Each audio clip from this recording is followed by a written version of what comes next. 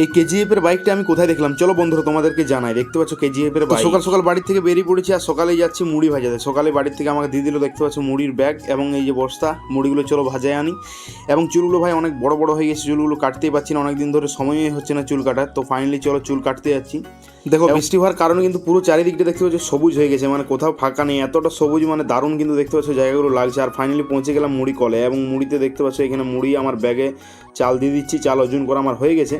এখন এখানে দিয়ে পরে এখন চলে যাবো পুয়াবানের মোড়ের দিকে। এখানে দেখতে পাচ্ছ হলুদ শুকাচ্ছে এবং চাল তাদের, আর মুড়ির ব্যাগ আমি দিয়ে দিচ্ছি এখানে।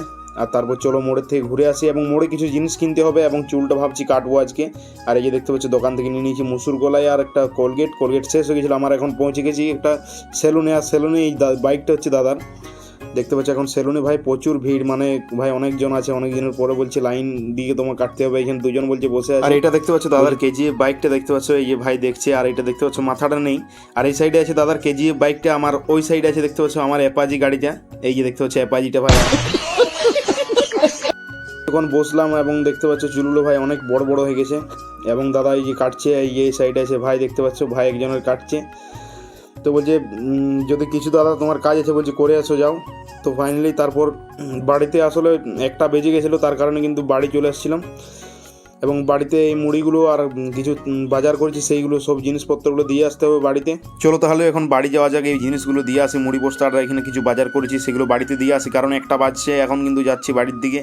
আর ভাই আজকে এত রোদ, মানে কি বলবো, মাথা পাতা গরম হয়ে যাচ্ছে, মানে কি বলবো, ছাতা নিয়ে আসিনি, এত কষ্ট হচ্ছে না ছাতা বানাই কীভাবে ছাতা নিয়ে যাবো, এইগুলো তো নিয়ে যেতেই তো অসুবিধা হয়ে যাচ্ছে, মানে ছাতা কোন হাতে ধরবো। তো এখানে দাঁড়িয়েছিলাম দেখতে পাচ্ছি একটা গাছের ছাওয়াতে। এখানে কিন্তু বিরাট আরাম লাগছে, এখানে দারুণ কিন্তু ঠান্ডা ওয়েদার এখানটা। তো তারপর চলে এসেছিলাম বাড়ির সব কিছু জিনিসপত্র বাড়িতে দিয়ে, এখন কিন্তু ছাতা নিয়ে ভাই বেরিয়ে পড়েছি চুল কাটার জন্য। তো চলো এখন চুলের সেলুনের কাছে পৌঁছানো যাক। তো ফাইনালি চলে এসেছি সেলুনের কাছে, আর এখন দেখতে পাচ্ছ পুরো ফাঁকা হয়ে গেছে। দেখতে পাচ্ছ দাদারা বসে আছে, এবং এখানে দেখতে পাচ্ছ ভাই ওই সাইডে বসে আছে জল খাচ্ছে, আর এইখানে দেখতে পাচ্ছ দাদা কিন্তু পেপার পড়ছে। তো এখন কেউ নেই, দেখতে পাচ্ছ সেলুন পুরো ফাঁকা। তো চলো এরপর চুলটা কাটা যাক। চুলটা অনেক বড় হয়ে গেছে, অনেক দিন ধরে কাটতেই সময়ই পাইনি। দেখতে পাচ্ছ বসে পড়েছি আমি। আর ভাই চুলটা দেখতে পাচ্ছ আমার কিন্তু এখন কিন্তু কাটা হয়ে গেছে চুল। এই যে দেখতে পাচ্ছ কেমন লাগছে অবশ্যই কমেন্ট করে জানাও। এবং চুল কাটতে কাটতে এখানে ভাই দেখতে পাচ্ছ শ্রীকান্ত ভাই চলে এসেছে সেলুনে। শ্রীকান্ত ভাই বলছে চুল কাটবো।